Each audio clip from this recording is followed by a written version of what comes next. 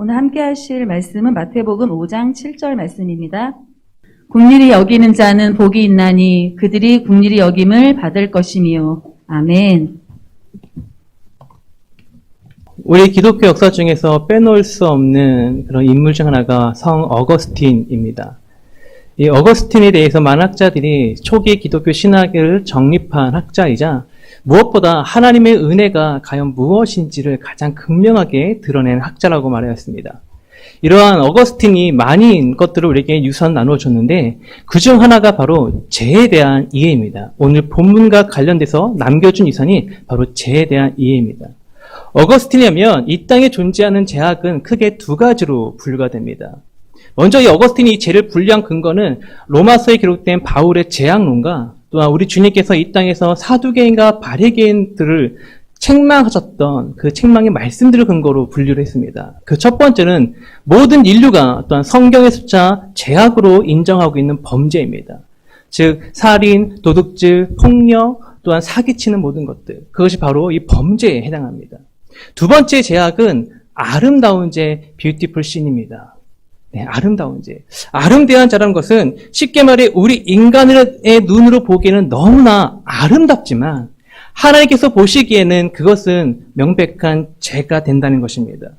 실제로는 매스컴이나 여러 가지 매체들을 통하여서 우리에게 너무나 큰 감동을 주고 우리에게 아름답다라고 여겨지는 많은 소위 말하는 선행들을 보게 되지요. 독거노인과 미혼모 또는 사회적 약자들을 섬기는 많은 사람들의 뉴스들, 또한 코로나로 인해 직격탄을 맞은 그런 임차인들을 위한 임대료를 깎아주는 착한 임대운동, 또한 소년 가장들을 위한 여러 가지 섬김들, 우리의 인간들의 마음을 너무 훈훈하게 해주고 아름답게 합니다. 하지만 어거스틴은 말하는 겁니다. 만약 그런 아름다운 선행일지라도 그 가운데 하나님의 이름이 없다면 그것은 하나님께서 보시기에 꼭 죄가 된다라는 것이지요. 그리고 여기에서 뜻하는 것은 하나님께서 보시는 것은 우리의 내적 동기와 그 목적을 본다는 것입니다. 그 목적과 그 동기가 과연 하나님인지 아니면 자신의 이름과 다른 주변의 시선에 의해서 행하는 것인지 우리 주님께서는 그 마음과 내적 동기를 본다는 것이지요. 실제로 우리 주님도 바리새인과 사두개인들을 가리켜서 그 행위는 너희가 본 받을만 하나 그들의 심령은 해칠한 무덤과 같이 매우 어두움 자체다라고 주님도 말씀을 하셨습니다. 우리 주님께서는 바로 우리의 내적 동기, 마음을 보신다는 것이지요. 그래서 묻습니다. 여러분 삶의 동기들은 사람의 시선입니까? 아니면 자기 이름과 만족을 위한 것입니까? 아니면 하나님의 이름과 그 영광을 위한 것입니까? 하나님의 시선을 의식하며 살아가는 삶, 하나님의 영광과 그 이름을 삶의 목적으로 살아가는 삶, 바로 저와 여러분이 되어지기를 소망합니다. 그리고 우리가 이 땅을 살아가면서 다른 사람의 시선이 아니라 나의 이름과 나의 영광이 아니라 하나님의 시선과 하나님의 그 영광과 그 이름을 위해서 무엇인가를 행한다는 것은 곧 우리에게 하나님의 은혜가 있다는 뜻이지요. 실제로 하나님의 은혜가 내게 임하지 않은 사람, 하나님과의 관계가 맺어지지 않은 사람은 결단코 하나님에 대해서 생각할 수도 없고 하나님의 시선이 어떤 것인지 그 간시상가 무엇인지 궁금해할 수도 없습니다. 여러분, 우리 가운데 하나님의 은혜가 더 풍성하기를 소망합니다. 그래서 청교도들 역시 오늘 본문에서 말하는 이 긍휼, 나로 하여금 다른 누군가를 돌보게 하는 이 착한 행실은 결국 하나님의 은혜를 받은 자만이 할 수 있는 아름다운 선행이다라고 말했지요. 실제로 우리 주님도 오늘 본문에서 이 긍휼을 말씀하시면서 하나님께서 자신의 백성들을 불쌍히 여기셔서 행하시는 그 놀라운 도움과 은혜들을 뜻하는 단어 엘레오스를 사용하셨습니다. 그렇게 하심으로 긍휼은 오직 하나님의 은혜로 하나님과 관계를 맺은 하나님의 백성들만이 할 수 있는 아름다운 선행임을 드러내신 것이요. 이것이 오늘 본문을 통해 깨닫게 되는 첫 번째 가르침입니다. 긍휼은 오직 하나님의 은혜를 받은 자만이, 하나님과의 관계를 맺은 자만이 할 수 있는 아름다운 선행이라는 것이지요. 그렇다고 제가 행위 구원을 말하는 것이 아닙니다. 지금 말씀드리는 이 선행들은 야고보서에서 말한 것처럼 하나님의 백성 된 자, 하나님의 그리스도인 된 자들은 반드시 그 삶의 그 은혜로 인해서 드러나는 삶의 모양들이다라고 야고보서 말하고 있지요. 결국 은혜가 선행 조건이 된다는 것입니다. 그리고 우리는 여기서 두 번째 깨달음을 갖게 됩니다. 그것은 하나님의 은혜가 우리 안에 임했을 때 그것은 단순하게 내 안에 머무는 그런 정적인 것이 아니라 매우 역동적이고 내 삶의 구체적인 모양을 나타내는 힘이 있다는 것이지요. 이것이 바로 오늘 본문 두 번째로 우리에게 알려주는 깨닫침입니다. 여러분, 하나님의 은혜는 내 삶을 변화시키는 힘이 있습니다. 능력이 있습니다. 그래서 심지어 루터는 이렇게 말하였습니다. 다 같이 읽어볼까요? 하나님의 은혜는 단순히 우리의 감정을 요동케 하는 것이 아니다. 하나님의 은혜는 우리의 의지를 거룩케 하여 하나님께 합당한 삶의 열매들을 맺게 한다. 네, 하나님의 은혜는 단순하게 눈물 몇 방울 흘리게 하는 데 목적이 있다는 것이 아닙니다.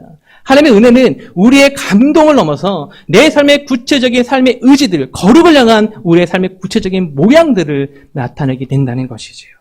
여러분 삶에 하나님께 차시는 아름다운 모양들이 나타나기를 소망합니다. 이러한 하나님의 은혜에 대해서 나타나는 아름다운 말씀 하나가 바로 시편 1편입니다. 우리 시편 1편 다 외우고 있으시죠? 그 중에서도 우리 화면에 나온 1편 3절 말씀만 다 같이 읽겠습니다. 시작. 그는 시냇가에 심은 나무가 철을 따라 열매를 맺으며 안양 같으니 그가 하는 모든 일이 다 아멘. 먼저 나무에게 있어서 이 시냇가는 바로 생명 그 자체가 되지요. 결국 시냇가에서 떨어져서 다른 곳에 있다는 것은 그 나무는 이미 죽음의 그늘 위에, 죽음 위에 서 있는 나무와 같음을 뜻합니다. 그런데 이 시냇가라는 단어를 시편 기자는 단순하게 시냇가가 아니라 원문을 보면 시냇가들이라는 복수형으로 사용하였습니다. 이것이 우리에게 생명을 주시는 분이 예수님이 아주 많다는 것이 아니라 우리의 각 사항들에 따라서 하나님께서 주시는 그 생명수가 다르다는 것입니다. 우리의 각 사항에 맞게 하나님께서는 그 사항들에 맞는 많은 생명수들을 우리에게 준비해 두셨다. 바로 그 말을 하고 있다는 것이지요. 여러분 가운데 혹시 삶이 주는 아픔들로 인해서 눈물을 흘리시는 분이 있습니까? 남들 모르게 골방에서 주여 주여 부르시면서 마음으로 흘리는 눈물이 있습니까? 우리 주님께서 위로의 시냇물로 그 눈물을 닦아주실 줄로 믿습니다. 여러분 가운데 특히 우리 청년들과 대학생들 앞을 보면 깜깜하죠. 하지만 우리 주님께서 그때마다 힘을 낼 수 있는 그런 능력의 시냇물로 우리의 마음을 채워준다는 것이지요. 여러분 가운데 혹시 또 영적 갈증에 빠져서 하나님이 너무나 멀게 느껴지신 분이 계십니까? 우리 주님께서 그 십자가의 시냇물로, 그 사랑의 시냇물로 여러분의 그 첫사랑을 회복시켜 주실 줄로 믿습니다. 이렇게 우리 주님께서는 성도들의 사항에 따라 결코 마르지 않은 생명수들을 예비하시고 각 사항에 맞게 하나님께서 원하시는 열매들을 맺을 수 있도록 그 생명수들을 공급해 주시기 때문에 오늘 시편 3편 1절에서 말하죠. 뭐라고 말합니까? 그 나무된 성도들이 철을 따라 열매를 맺게 된다. 실제로 이 땅을 살아가는 우리는 많은 인생의 계절들을 맞닥뜨리게 됩니다. 어떤 때는 지금 봄과 같이 가을과 같이 아름다운 생명들이 피어나는 그런 활기찬 계절이 있는가 하면 또한 너무나 태양빛 같은 그런 한낮의 태양빛과 또한 한겨울에 너무나 추운 그 쌀쌀한 바람이 서 있는 것 같처럼 외로움과 또한 고난의 시기가 우리 인생 가운데 있다는 것이죠. 하지만 그러한 여러 가지 인생의 계절들 속에서도 하나님은 그때에 따른 생명수들을 공급해 주실 말미암아 우리로 하여금 하나님께서 찾으시는 열매들을 맺게 해주신다는 것입니다. 여러분 그 열매들이 우리에게 있는 줄로 믿습니다. 그런데 우리 방금 본 1편 3절에서 이러한 열매를 맺기 위해서 반드시 필요한 것이 바로 잎사귀지요. 근데 이 잎사귀가 어떻게 한다입니까? 결탄코 마르지 아니한다. 그래서 찰스 스퍼전 목사님은 이 마르지 않은 잎사귀를 성도들의 기도로 해석했습니다. 그리고 이것이라는 것은 우리가 포기하지 아니하고 주저하지 아니하고 낙담하지 아니하고 끝까지 기도하고 나간다면 반드시 하나님께서는 우리 삶의 그 생명수들을 누리게 해주신다는 것이지요. 여러분 기도를 포기하지 않는 자 우리가 되기를 소망합니다. 심야 기도에 나와서 부르짖는 우리 성도님들의 목소리가 더욱 많아지기를 소망합니다. 그런데 오늘 본문에서 주님 말씀하시죠. 우리 삶에 드러나는 많은 열매들 중 다른 것이 아니라 바로 긍휼이라는 열매를 말씀하십니다. 왜 다른 열매를 뒤로 하시고 무엇보다 먼저 국률의 열매를 말씀하실까? 이는 국률이 바로 저와 여러분을 향한 하나님의 마음이자 시선이기 때문입니다. 더욱이 오늘 본문에서 주님은 우리가 다른 누군가를 국률이 여길 때에 우리가 또한 하나님께로부터 무엇을 받게 된다고 말씀하십니까? 역시 국률을 받게 된다. 그렇다면 여러분, 왜 국률이 저와 여러분을 향한 하나님의 마음과 시선일까? 이것은 아까 시작한 말씀처럼 국률이 갖고 있는 그 의미 때문이죠. 여러분, 국률이 무엇을 뜻한다고요? 국률이란 저와 여러분을 불쌍히 여기셔서 도와주시는 하나님의 그 마음이다. 저와 여러분을 불쌍히 여기시는 그 마음에서 시작된 것이 바로 국률이라는 것이죠. 신학대학원 다닐 때 그 한 과목의 리포트 과제로 하나님이 당신을 도와주는 그 이유가, 당신을 왜 도와주느냐, 그 이유가 무엇인지에 대한 그런 리서치를 했습니다. 이 리서치를 위해서 당시 함께 수업을 듣던 전사님들이 각자 사역했던 교회의 중고등부 아이들 대상으로 이 리서치를 했죠. 그것이 실수였습니다. 그중 아직도 기억나는 그 중고등부 아이들의 리서치 답변 중 하나가 뱃속에서부터 어릴 때부터 나를 봐오신 그 정 때문에, 그때 내가 손 들고 기도했던 그 부르짖음 때문에, 이런 것들이 많았어요. 그런데 그 리서치에서 가장 많이 나온 답변이 내가 예배하기 때문에, 헌금을 내고 봉사하기 때문에였습니다. 여러분 어떻게 생각하십니까? 하나님께서 여러분을 왜 여러분을 도와주십니까? 물론 우리가 예배하고 헌금하고 봉사하는 것 맞습니다. 우리가 예배할 때 하나님께서는 친히 우리 가운데 임재해 주셔서 우리 삶에 하나님의 도움들이 예비되어 있음을, 하나님께서 지금 너의 삶을 붙들고 계시면 우리에게 확신케 해 주십니다. 또한 우리가 내는 헌금을 통해 하나님께서는 그것을 우리의 신앙 고백으로 받아주시고 그 고백대로 또한 우리 삶의 필요들을 채워주시죠. 그리고 또한 다양한 섬김의 자리를 차지하면서 하나님을 섬기고 교회를 섬길 때 하나님은 또한 내 삶에 필요한 사람들을 보내주셔서 우리로 하여금 그 헌신에 대한 아름다운 것들을 몇 개를 해주십니다. 하지만 무엇보다 가장 우리를 도와주시고 우리를 붙들어 주신 그네는 바로 저와 여러분을 불쌍히 여겨주셨기 때문이라고 말씀하고 있는 것이지요. 여러분, 그래서 초기 교회 수도사들이 가장 많이 했던 기도가 무엇이었습니까? 주여 나를 불쌍히 여겨 주옵소서. 하나님께서 저와 여러분을 불쌍히 여겨 주시기를 소망합니다. 심지어 하나님은 디도서 3장 5절과 에베소 2장 4절 이하에서 하나님께서 저와 여러분을 구원하신 그 목적도 역시 저와 여러분을 긍휼히, 즉 불쌍히 여겨 주셨기 때문임을 밝히셨습니다. 여러분, 그런데 오늘 본문에서 우리 주님께서 말씀하시죠. 바로 하나님께서 우리에게 가지신 그 긍휼을 너희도 어떻게 하랍니까? 너희도 가서 그 긍휼을 행하라 말씀하십니다. 이것은 다시 말하면 하나님께서 저와 여러분의 손과 발을 통해서, 저와 여러분의 눈을 통해서 다른 누군가의 마음을 만져주시고 다른 누군가의 삶을 만져서 세우시기를 원하신다는 것입니다. 여러분, 하나님께서 저와 여러분의 손을 사용하기 원하십니다. 하나님께서 저와 여러분의 발걸음을 사용하기 원하시고 하나님께서 저와 여러분의 눈빛을 사용하기 원하십니다. 여러분, 이 앞에서 지금 여러분이 저를 보는 그 눈빛이 얼마나 제게 힘이 되고 제 마음에 기쁨이 되는지 모릅니다. 한번 옆에 분들 서로 눈빛을 바라볼까요? 눈빛이 얼마나 이쁩니까? 여러분, 바로 이것을 오늘 본문을 통해 깨닫게 하는 네 번째 깨달음입니다. 하나님께서 저와 여러분을 통해, 우리의 눈을 통해 그 사람의 마음과 삶을 만지시고 세우시기를 원하신다는 것이지요. 실제로 하나님은 이미 그 옛날 구약에서부터 저와 여러분에게 너희 가운데 있는 고아와 나그네와 또한 과부를 돌볼 것을 명하셨습니다. 무엇보다 레위기 19장에서 우리 주님은 저희들에게 너희가 거룩하라, 내가 거룩한 것 같이 너희도 거룩하라, 그렇게 거룩을 명하시면서 그와 동시에 너희 가운데 있는 사회적 약자들을 너희가 돌봐야 할 것이다 라고 말씀하셨습니다. 여러분, 거룩이라는 것은 우리로 하여금 내가 하나님께 속하였다, 내가 하나님 앞에 나가서 예배할 수 있다는 그 자격을 부여주는 것을 넘어 거룩은 우리 안에 하나님의 사랑을 드러내는 그런 힘이 되어준다는 것이지요. 저와 여러분의 삶에 하나님의 긍휼이 넘치는 은혜가 있기를 소망합니다. 여러분, 이 긍휼은 단순하게 우리 안에 머무르는 것이 아니죠. 우리는 흐르고 넘치게 옆분에게, 다른 에게 넘겨줘야 될 줄 믿습니다.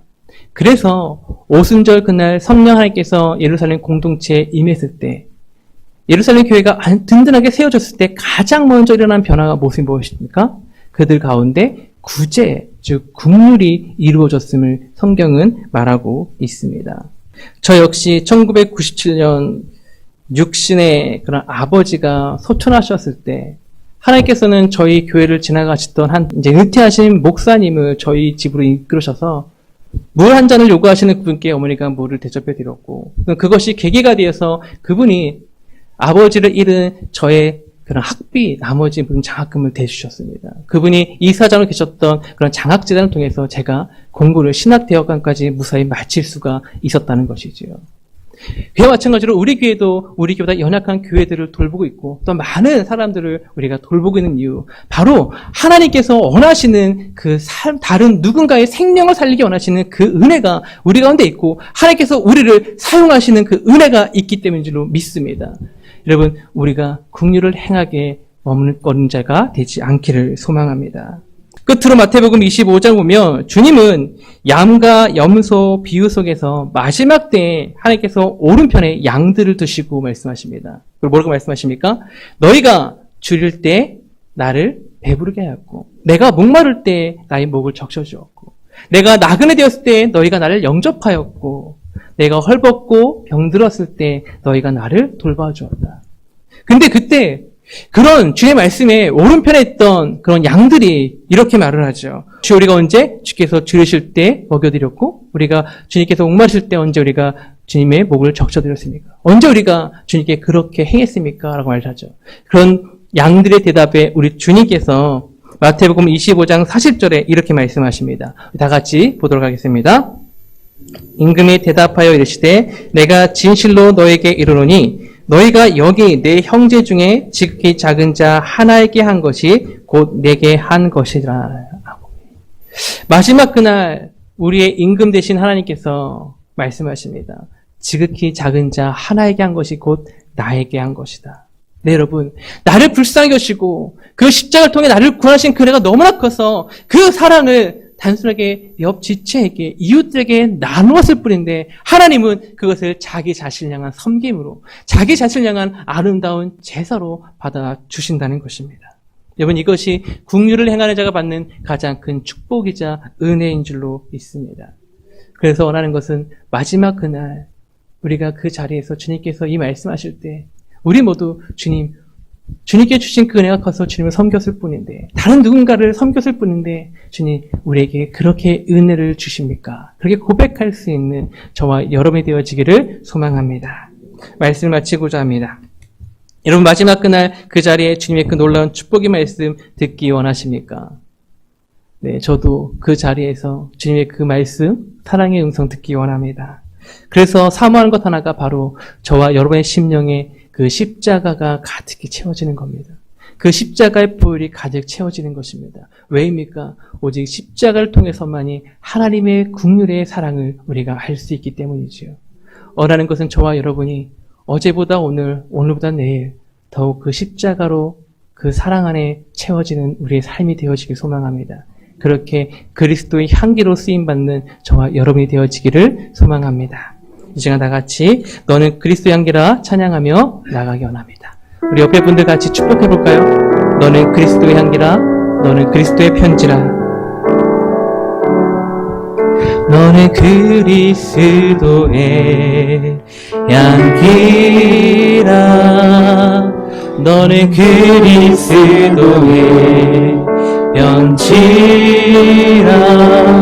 하나님 앞에서 그리스도의 향기니 너를 통해 생명이 흘러가리. 너를 통해 생명이 흘러가리. 다시 한번 옆으로 축복합니다. 너는 그리스도의 향기라,